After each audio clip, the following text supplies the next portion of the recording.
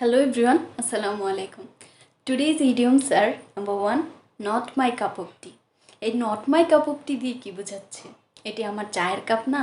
না, not my cup of tea দিয়ে কিন্তু মোটেও তেমনটি বোঝাচ্ছে না। Not my cup of tea মানে হচ্ছে I don't like it.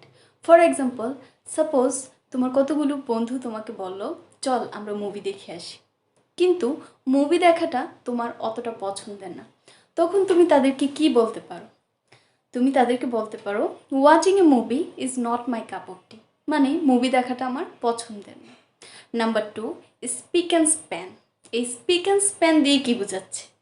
Speak and span মানে হচ্ছে নিট অ্যান্ড ক্লিন।